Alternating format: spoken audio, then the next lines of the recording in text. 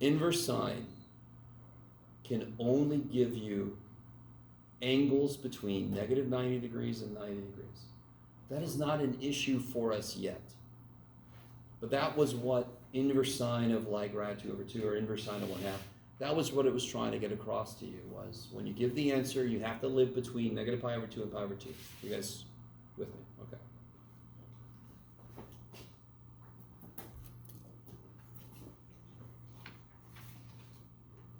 What about inverse cosine?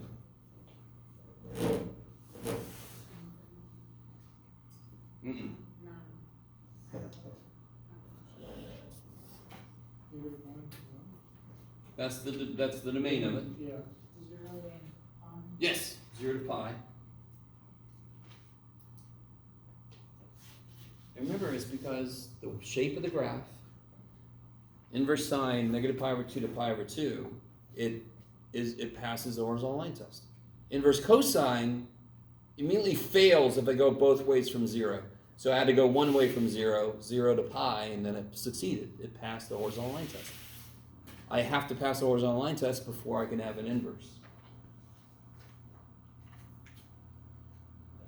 This is going to become huge in chapter 10, which is the next chapter we go into, right? And then, because I'm a math teacher, we do chapter 10, and then we do chapter 9. Yes.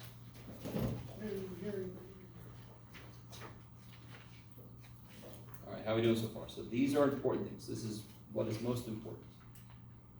Sine can only give you this. Cosine can give you every angle that could exist in a triangle. You guys see what I mean?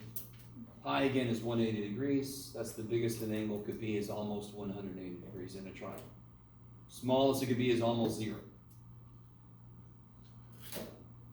What do inverse trig answers represent physically, geometrically? What do inverse trig answers represent? What's the output of an inverse trig function? What's the input of input?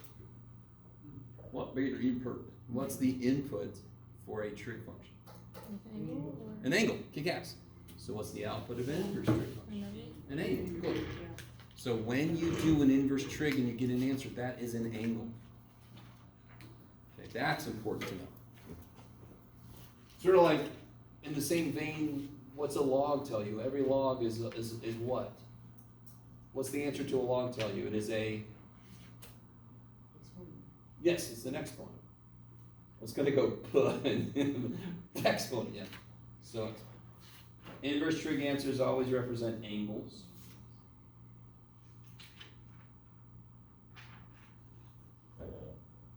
And then here's the computational things. I might as well just take all this way.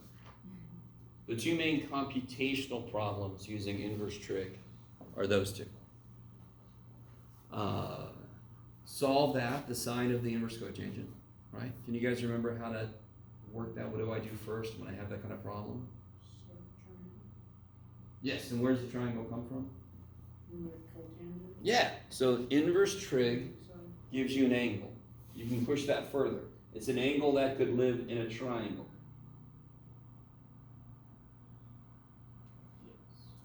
So what sides do I know, considering what inverse trig this is coming from?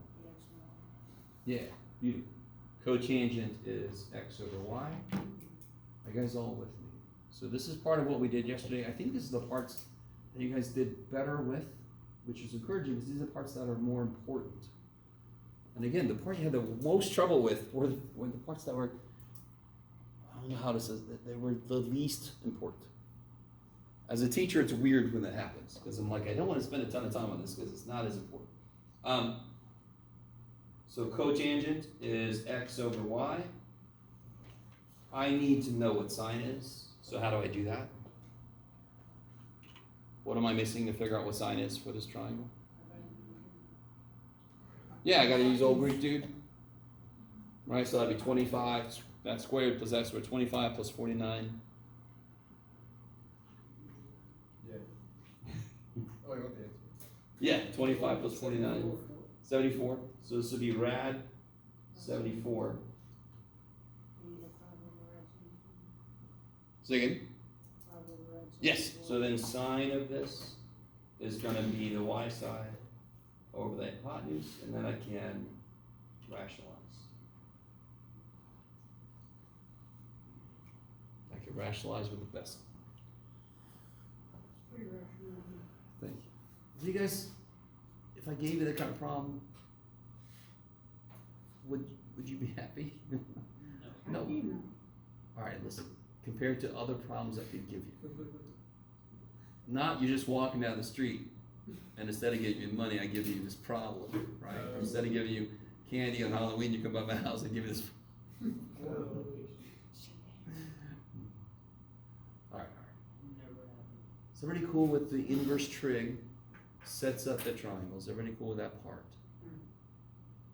So if I would have said inverse cosecant of 7/5, the 7 and 5 would have just been on different sides. You would have still used Pythagorean theorem to get the last side. Okay. So cotangent just gave us an angle?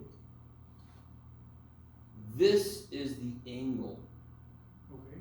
where cotangent of it is 7/5.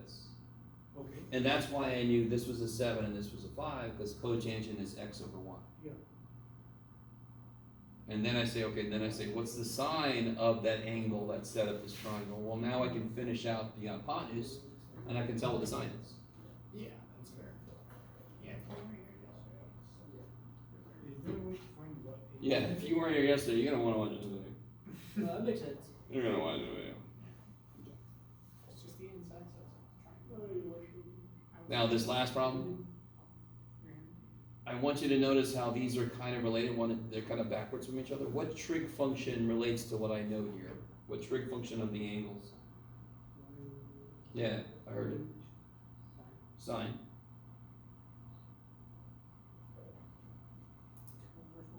2/4. Yeah. So then what's theta? 45. No, that's rad 2/2. Oh, Hmm? 30. 30. Okay, let me stop for a minute. Two things real quick. I didn't even stop to think when I made this little triangle a second ago that it would come out to be a nice angle. So we don't need to use inverse trig. So maybe I'll make up another one. But do you guys see sine theta is 1/2? What angle makes sine 1/2? 30 degrees. Pi over 6. Cool. Can you make another one? So we have to do it? Yeah, we will. It's so hard to do it right now.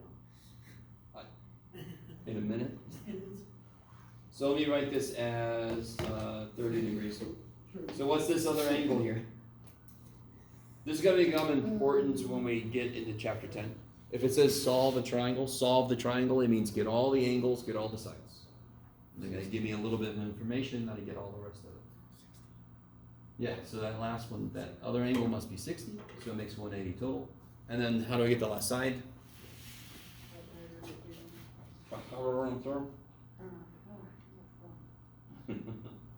So 4 squared minus 2 squared is this guy. Call him b. So then you get b is square root of 12, which is 2 rad 3. Is that right? Because 12 is 4 times 3. So you can do the square root of 4. So let's do another one that's a little bit freakier.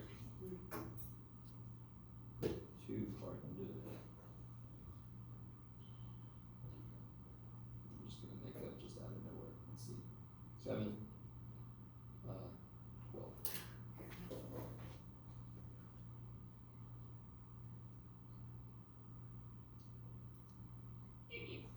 All right. So the first thing you ask yourself is, what trig function relates what I know and what I want to know? Cosine. Now real quick, you guys could do Pythagorean theorem, yes? You could do it very first thing, you could get that side. Why would it be kind of a bad idea to use the number you get here and use like sine or something? It sucks. Extra work. Because you're almost definitely gonna round this, yeah? Oh. And it's gonna push things off. So I wanna use the ones where they're whole. Those 7 and 12 are whole numbers, I wanna use those suckers. So remind me again, I'm sorry, what trig function? Cosine? And what would it be? What the ratio? 7/12. Now, this is one you don't know, right? Now, if you do know it, holy shit. Does anyone know what angle makes cosine 7/12? 30, No. 60, No. 40 more. That's all there are, man. 45. We're screwed. 93. So how do you find it out for sure? How do you solve that for theta? How do you solve that for theta? Yeah, the inverse. Say it again? Divide both sides by cosine. Okay, no. Maybe 1 over. And again, I really want to make this a big point. And this is partially the fault of the freaky old math dudes in the past. Some dipshit picked cosine, the COS, as a function. Yes? And that's just weird as shit. And I think it really throws students off. And when we do logarithms, that's the first place you hit a function that's a word. And that's trippy. It takes a while to get over. That is not cosine times theta. It never is and never will be, because cosine by itself doesn't mean anything. That's cosine of theta. So it's kind of like if I had the cube root, I keep doing this example, but the cube root of x equals 2. I have to do the inverse function to kill the cube root, right? So here I have to do what to both sides? Inverse cosine.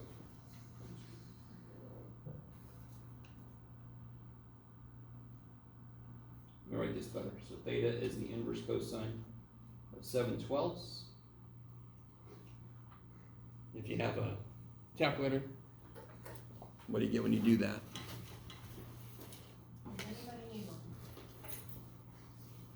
I have 3 that somebody left in this classroom for some reason.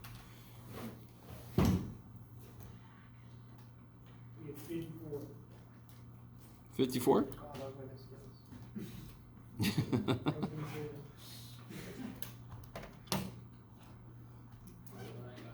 that. Okay. Did anybody get 0.95? No? Okay, everybody's in degrees? Okay. Well, it's just you, weirdo. So, yeah, 54.31 roughly. Or 0.948 rads. Just in case you're curious. Normally when we're dealing with triangles directly, we are going to use degrees. It's actually kind of convention to use degrees in triangles. But we're not always going to be dealing with triangles, so we're going to use a lot of radians. What's that last angle then? This one's 54.21. What's this one?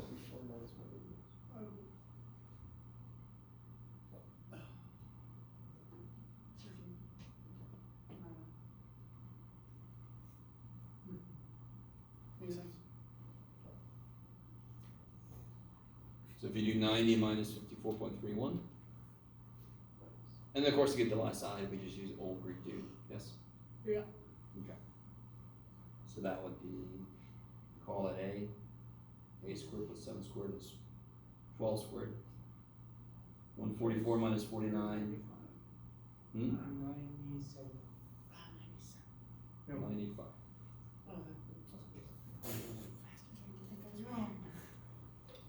Okay. How do you guys feel about those procedures? So we got just this idea of the range of these inverse trig. We have the idea, the inverse trig, the angles, the answers are angles. We got using inverse trig ideas to solve an expression like this. And then using inverse trig to solve a triangle. Right? And they're all kind of relying on the ratios, just the basic ratios that we learned. Okay. So, do you want to do another example of any of these? Anything specific? Is there an example that these won't work? Say again? Is there like an example that these won't work? Because cosine is between 0 and 180. So for example, it'd have to be something kind of silly, but watch this. If I gave you this problem here, based on what Anas just asked, you know there's going to be a problem with it, right? Try to put it in your calculator if you have your calculator.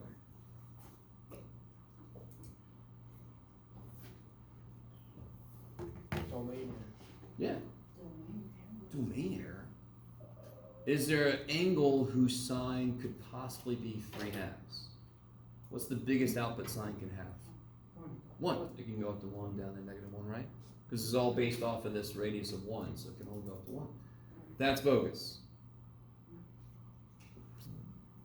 That's really the only way something could be bogus. Yeah. Because like the output of cosine, like the inverse of cosine is between 0 and pi, right? Yep. And in degrees that is between 0 and 180. Yep. So the inverse of cosine won't give us theta of, I don't know, 230. So let's do a problem. That's got to become really apparent in chapter 10. But I can do a little baby problem that related to the issue you're thinking about. Okay. So watch It's this. out of the range, right? You ready? All right, so I'm going to tell you theta is in quadrant 3. Okay. You ready?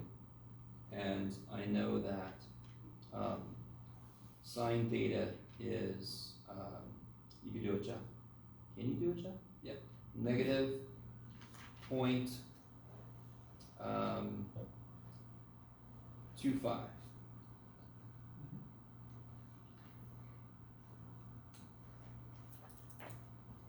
Okay.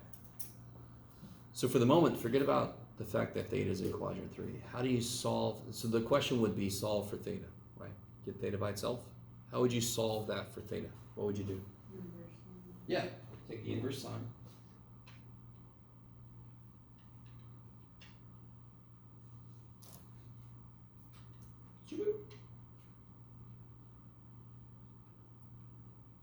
Now put that in your calculator.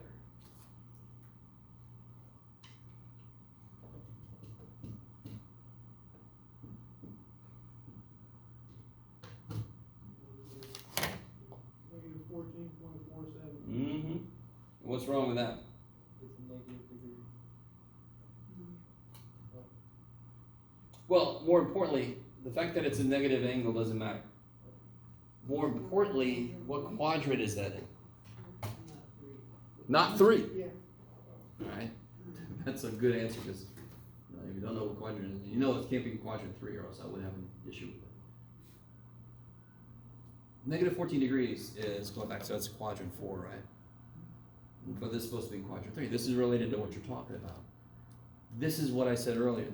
The fact that the inverse trig can only give certain angles. It might not match what I need. It could give me a reference angle. So I'm supposed to be in quadrant 3. The reference angle is 14 point blah blah. Blah blah.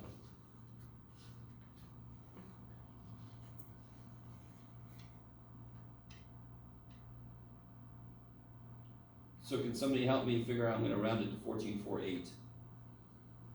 What angle is that actually then? What's the total angle? That's the reference angle. What's the actual angle? Full angle. 194.48. Yeah, just add 180 to it. So 180 plus 14.48, 194.48 degrees. Is that related to what you're asking about? I mean, it is related to what you're asking about, but it might not be directly what you're asking about. I get it with 14.48 is now in quadrant 3. Yeah. As in quadrant 1, right? No, it was negative. The answer we got was negative 14, Okay. which is in the 4th quadrant. Okay. Yes? Yes. That reference angle is 14 point blah blah blah. Okay. So here's the idea. Okay. Inverse trig, because we had to do something weird to even allow them to exist. Inverse trig can only give me certain angles as an answer. They might not be the angles I need. Therefore, when I do an inverse trig, I'm either getting the angle I actually want or I'm getting a reference angle. Is that all right? Can you guys take a moment and do the sine of 194.48? Just do the sine of 194.48. is not gonna be perfect because we rounded.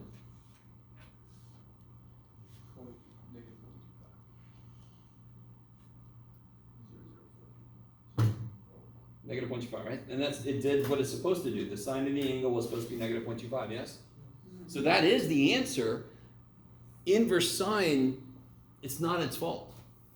To exist, the poor dude had to be cut off from the third quadrant. You guys with me? Okay. How did you find the reference from It told me. negative 14? All right. Where's negative 14? Quadrant 4. There. What's that reference angle? 14 point whatever, right? Yeah. Because that's how far away it is. So then I do the same thing over here. Another way to think about it is negative 14 says go down from the x-axis this way. So this one goes down from the x-axis that way. It is a reference angle. If it's not the angle I need, it is a reference angle. So even though sometimes inverse trig cannot give us exactly the angle we need, it gives us a way to get it every time. We just have to be conscious of that. This is going to become a big thing in chapter 10. I just want to lay the groundwork for it's going to lead to some issues, and then it's going to make a little more sense when we get into the concrete problem we're going to work in chapter 10. Okay. How are you guys doing? You guys all look beat up, and I'm sorry. I know it doesn't necessarily just because of the quiz I gave you, but I can't help but feel a little to blame. Okay. So, let's do one thing with this stuff here. Yeah, let me think. Okay. There was a, did you ask me that question before class started, or did we do it everybody was here? Were you the one that asked me about the 4/5 and the 10, or was it you? Yeah. Was that before people got here? A little bit. Okay. All right. Let's take a look at that real quick. That's what was on the edge of my brain. So am I still there? Yes. So in 7.2 you have these problems. Hopefully they look familiar. Let me see. Yeah, why not? So number 10, let me write down what it says and then we'll do it on this paper here.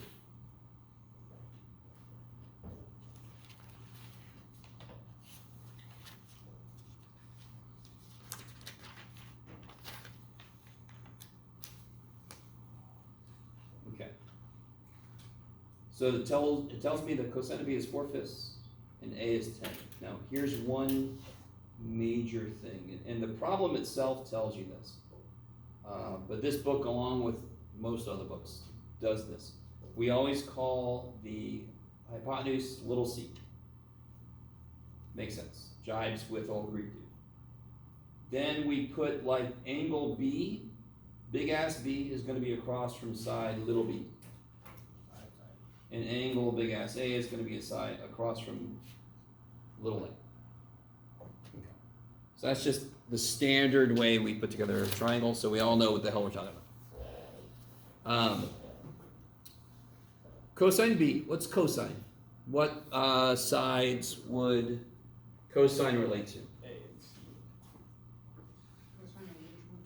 Yeah, so cosine of B would be A over C, but they tell me that it's 4/5, yes? Okay. You guys, I can automatically write that. Cosine B relates to a ratio of sides. I can write that ratio, and then I can write what the hell they tell me. So I know that little equation is true. They give me one more piece of information, which is really, really helpful. What else did they tell me? A is 10. So put that in my little equation of things I only know.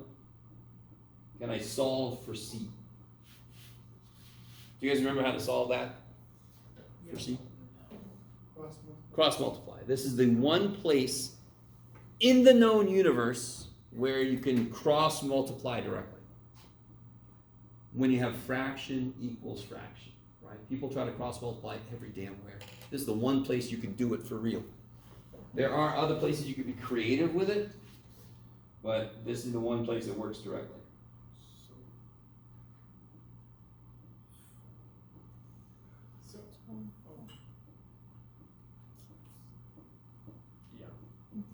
Is that okay? You guys with me? So those problems can be a little tricky when you first look them over.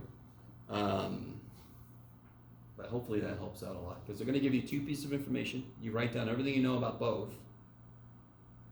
And you don't forget, you also know a squared plus b squared equals c squared, in case that comes up too.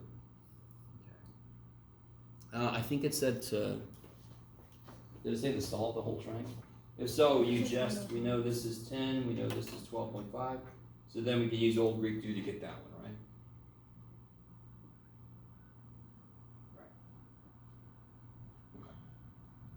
Okay. All right, that was the last thing I think I wanted to go over. Anything that you want to do more examples of from yesterday's class or from? Okay. So let's do this. I want to kind of lay the groundwork for the next chapter. So the 8th chapter is done, right? For homework? Yes. 8 was graphing trig functions, and then inverse trig. And when is our quiz on that? Next Wednesday. Yeah. 2 beautiful Wednesdays in a row. Big, beautiful Wednesday. I mean, Tuesday is a holiday, so. That's true. Tuesday's a holiday. You got plenty of time to get ready. Yeah. That's what we'll be doing on that Tuesday. So what we're about to do, we're going to do some exceptionally funky stuff. Not for a change, because we've done some really funky stuff. We're going to look at how trig functions could possibly help us with non-right triangles. I know. That's sorry. His reaction was, all right. And that should be the reaction, because they are fundamentally built on right triangles, yes?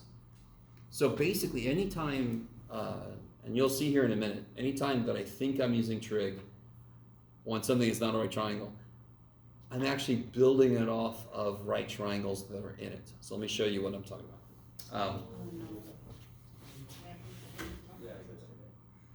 All right, do we all agree that is not, well, that is most likely not, yeah, that is not 90. That is not a right triangle, yes? That's bad. Okay. Too bad for us. So I'm going to call this angle C, which makes this little c. I'm going to call this side A, which makes this angle A. I'm going to call this angle B, which makes this side B. So that process of matching up things, that continues. I could draw a line in that would create a right triangle. Yeah, I could draw, I could reorient this, yeah. But the way it's oriented right now, the easiest way to draw in and make a right triangle is to draw in the height.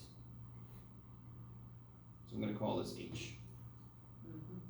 So I've made, yeah, I see what you mean. I've made 2 right triangles. So I've made this guy, and I've made this guy. So I'm going to use the fact that,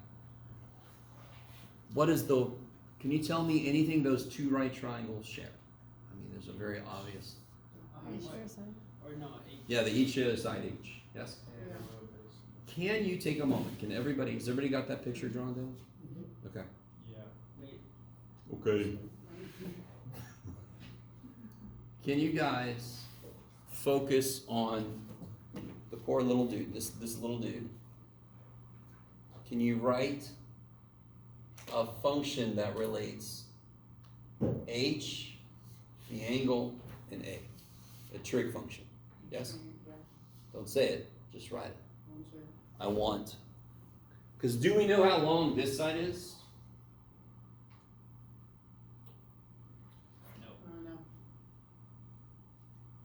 No. You have no freaking idea, so I'm not going to use that side. I don't know what the hell it is. That's a little confused face.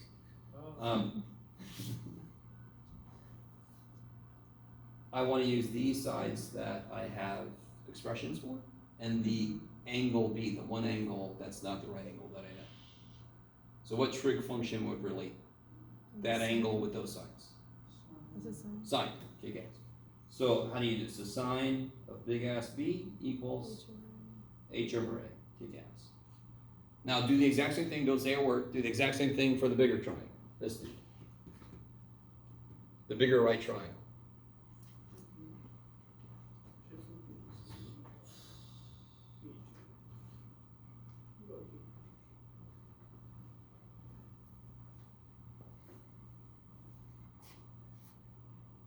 What are the only, is angle C, I'm sorry, is side C in either right triangle?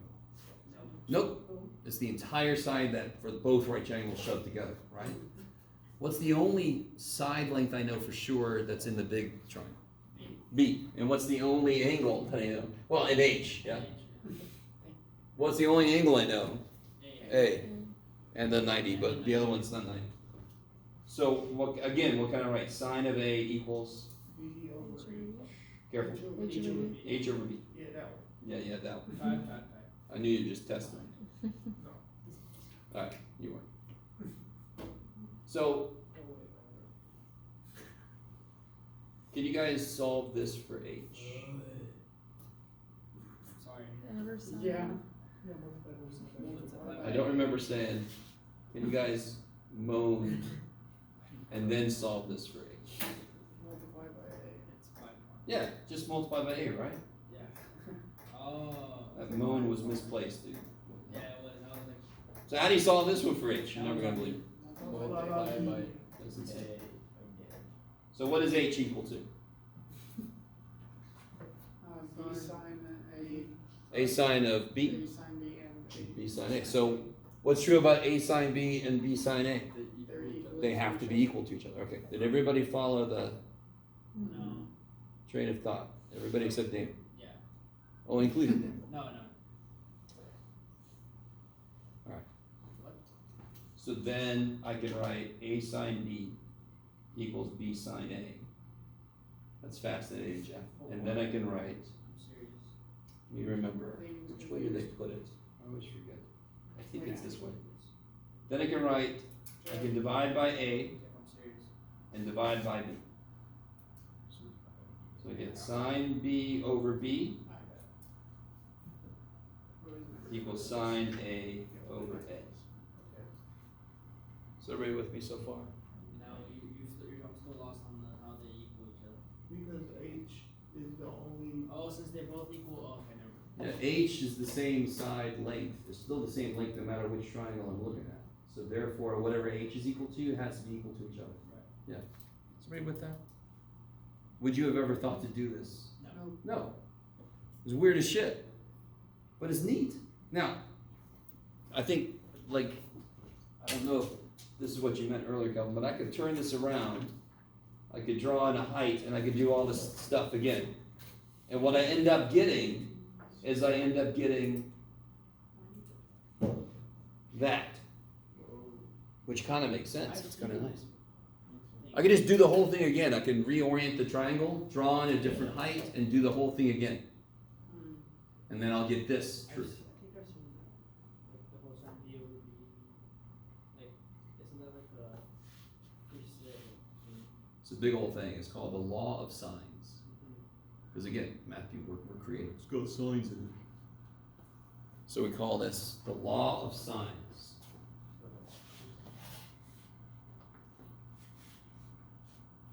No, signs.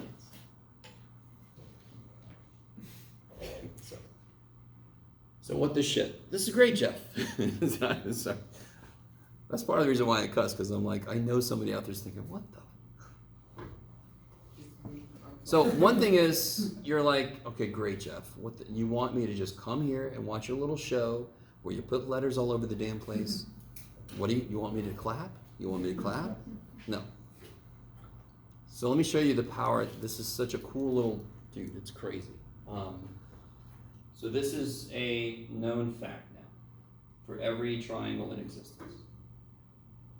And real quick, what if the angle C was 90? What side of 90? 1. So let me see, real quick, let me draw a zero. So if angle C was 90, stay with me for a second here. That's all we ever do, Jeff, is stay with you, man. Just get somewhere. If angle C was 90, then this would say sine B over B equals sine A over A. And what's sine of 90? 1. 1 over C, yes? Yep. So for example, this would say sine A equals, I would multiply by A, is that cool? A over C, is that true? Is sine A equal to A over C? Sine A, is it equal to A over C? Yes. And you say I could do the same thing there. So it becomes just the stupid definition of sine if I let C be 90 degrees. If C is not 90 degrees, then I've just got this fact. So let's do an example, a concrete example using that fact. Dear God, Jeff. Okay. Dear God, Jeff. So let's see. I don't know. Let's make it. Oh yeah, this is exciting. If I make one up out of nowhere, this could go horribly wrong. Everybody get ready. So this is, let's say this is 50 degrees. Let's say this is, what do you got, Jeff? 30 degrees, and that makes this 2 to what? This should be bigger. Let's make this 70 degrees, everybody. And that makes this 80 degrees. Is it 70? That's trying to be 70. Yeah. Poor little guy. Oh, he's really messed up. Poor little guy. So this is very much not a right triangle. It's barely a triangle with the way I can't write 70. And let's say I know this side is 4. Can we figure out the other two sides? Unfortunately. I'm going to call this A just because, and I'm going to call this B just because, and I'm going to call this C, because C never gets to be the small d. It really doesn't matter what you call A, B, and C anymore if it's not right triangle. Right. So, I want this to make nothing but sense. You're not going to believe this, but this is the law of sines we're about to apply. Then we're going to learn the law of cosines. Cosines gives its own law. Is it the same thing? Huh? No, it's nowhere near the same thing. Law of cosines is one of the coolest little things we'll see. And you guys are like, you're just weird. We know you, John. Whatever law of sines does not work for, law of cosines will. Yes. And here's the reason. The only time, let me say this, let me see if you guys are with me on this. If I don't have enough information to make a complete ratio, for example, if I don't know angle B and side B, or angle A and side A and so forth, if I can't make a complete ratio, do you see how I'm going to have too many unknowns? Yep. Do you guys see that? If I can't make a complete ratio, I'm going to have too many things I don't know. Right. This triangle that I just drew, can you make a complete ratio? Yep. For what pair? C. C. So I can do sine of 30 to 4, and now I can pick. I got to figure out both of them. So what do you want to do first? Which pair do you want to solve for first? The A pair or the B pair? B. Okay. So what am I going to set this equal to? Set up the ratio for the B's. It'll be sine of what? 7. Sine of it's trying to be 7. Over B. B. So now I've only got one unknown, so I cannot use law of sines if I can't make a complete ratio. Let that make nothing but sense. So if I got a problem, it's like, solve this triangle, and I can't make a complete ratio, I'm going to use frickin' law of cosines. Because as long as I have enough information, one of the two are going to work. Whenever one doesn't, the other one will. Well, both work sometimes, Jeff. Yes. Perhaps. No. Yes. Sometimes they will both work. Perchance. Perchance. Mayhaps. Mayhaps. All right. And then how do you solve this business? Nobody knows, Jeff. Well, what is sine of 30 for 1? Yeah. So this is 1/2 cut in force is 1/8. Is that cool? Yes. Thank you. And then I can do what? Cross multiply. And then that you can just throw in the old calculator, right? Go for it. 3, 1.8, 7.2. 7.5. Alright, I'm sorry. No, it sucks. 7.5. It's hard to do sine 70 in your head. In my head. Alright. And then if I wanted to get A, here's a big mistake people make, understandably. Can I use Pythagorean theorem to get A? I got two sides, don't I? I know C is 4, I know B is 7.5. Why can't I use Pythagorean theorem? It's not a triangle. It's not a right triangle. Okay, good. So you have to use law of sines again. So I start with the ratio I know, but now I use the pairing for A. Now real quick, before you do this, is the answer going to be bigger or smaller than 7.5? Bigger, Bigger. Why? because it's a bigger angle. The mouth is big, right? Yeah. Yeah, so it's going to have a bigger stick that could fit in there, okay. What? So, do you guys realize I'm a geek? Do you guys know this? Probably not. That's just. Have you guys ever seen Return of the Jedi? Yes. Yeah. Do you remember the scene with the Rancor? And Luke, little Mr. Jedi man, and suddenly can't use his Jedi powers. We won't talk about that. Mm-hmm. But he shoves a stick in the Rancor's mouth, yes. He had to get a stick that was big enough that would keep his mouth open so he couldn't just like use it like a toothpick. So whenever I do these problems, I say it that way. It just makes sense to me, and I'm hoping it's something physical. Normally students like something physical. So the angle is literally how big the mouth is. So the biggest mouth is going to have the biggest stick that goes in it, yeah? So if that was a bigger Rancor, Luke would have been freaking toast because he got this little stick. Like, oh shit, okay. So you didn't math and not die. Do it again. You didn't math and not die. Yeah, the math was right. But like Indiana Jones, he didn't math right, and that's why the boulder came down. Yeah. He didn't he didn't balance his equations correctly. Indeed. Poor Indeed. So this is still going to be 1/8. We did that earlier, right? Mm-hmm. And now I know how to get A by itself. I cross multiply. And that's going to be something more like 7.8 or 7.9. 7.87. That one I can do. Just do that in your head, Jeff. In my head, I don't know. I just have approximations for sine for certain. It's just something like. I'm just a nerd in the world. All right.